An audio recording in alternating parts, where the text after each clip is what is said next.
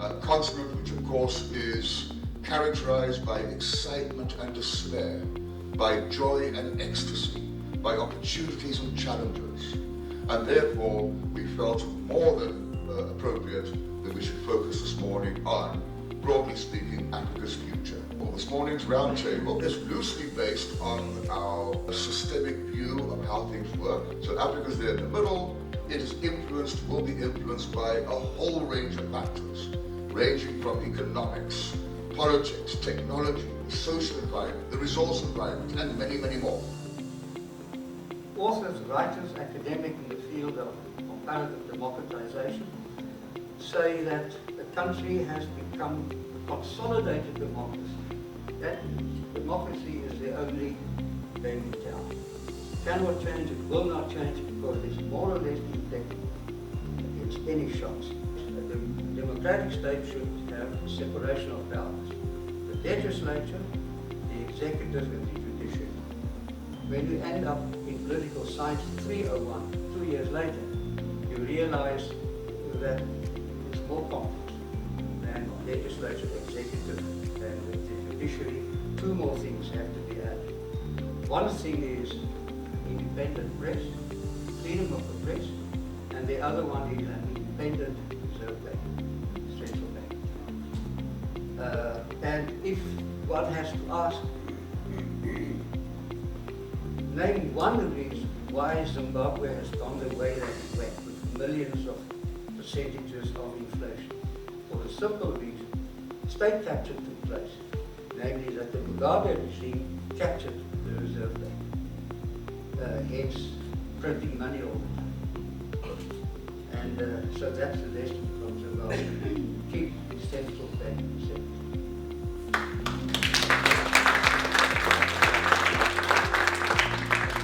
My name is Stuart Chiroa. I'm a student here studying future studies. I really like the talk. I like the variety of the speakers that were brought in.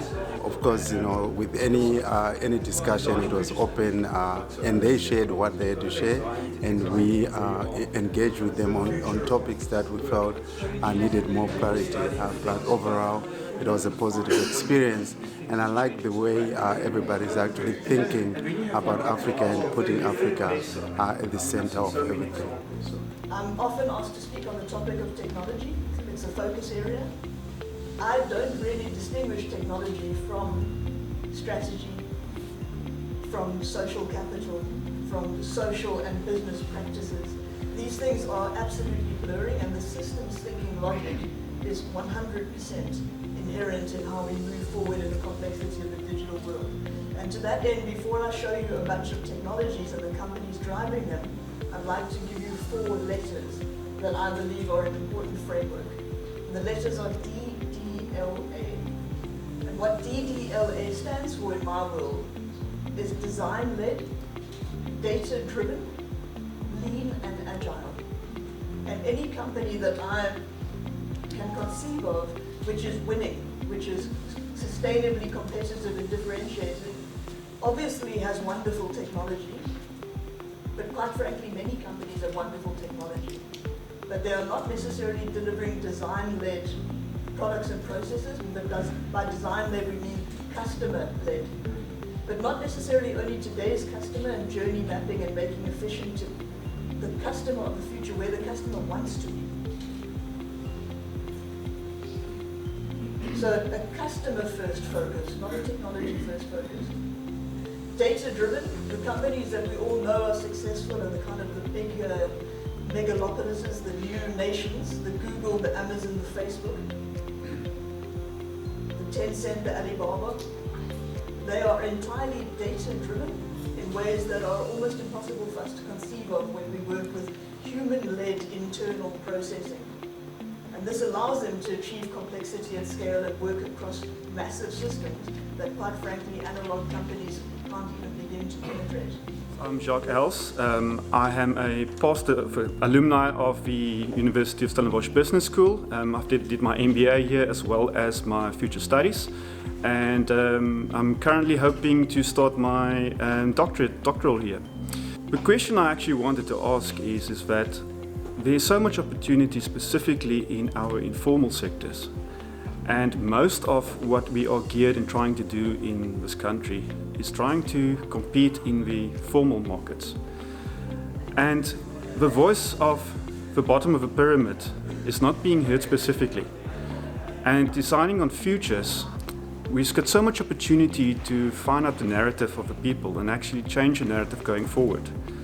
And this was a wonderful panel today, especially talking about that in terms of economical aspect, political aspect. And the fact is the world is changing. We are in a place that we probably haven't been since the first industrial revolution. Hello everyone. So my topic of discussion is the future of work. And Prof told you that I have a medical degree, and I started life with very little. And so I thought that going to medical school will achieve two things for me. Well, hopefully number one, and not in any particular order, I'll find a husband. And number two, I will find career longevity. Surprise, surprise, I found a husband and I didn't find a career longevity. And that really is what the world is about right now. We don't get career longevity anymore out of one job. Career longevity is career diversity. It just is like that. The primary obsession of the world is not about freedom, it's not about peace, it's not even about democracy. The primary obsession of the world is about having a good job. Everything else comes after that. Technology is beating us at doing our jobs faster than we can find new ways to do things. If you are a chimney sweep or a cart rider or postman or milkman, you had time to find something different. Now there isn't time. We did a study when I was in my previous employer, Accenture, to try and understand in this country how much is technology impacting us. And 35% of jobs towards the end of 2017, 35% of jobs had already been at risk of complete and total automation. And 75% of the activities in that job can be done by the machine. So what does that mean for us going forward? The only way in which we are going to be able to work with machines is not to focus on automation, because automation is actually a cost play, it's not a growth play. For you to turn the digital dividend, to create a digital dividend, we have to move from a cost play to a growth play. And the way to move from a cost play to a growth play is not to focus on automation, but to focus on augmentation. And what do I mean by augmentation? I say that if you combine the intelligence of machines, and they are extremely intelligent, Harrison just told us how intelligent they are, and you combine that with human ingenuity, that is when you unlock innovation. That's where new ideas come from.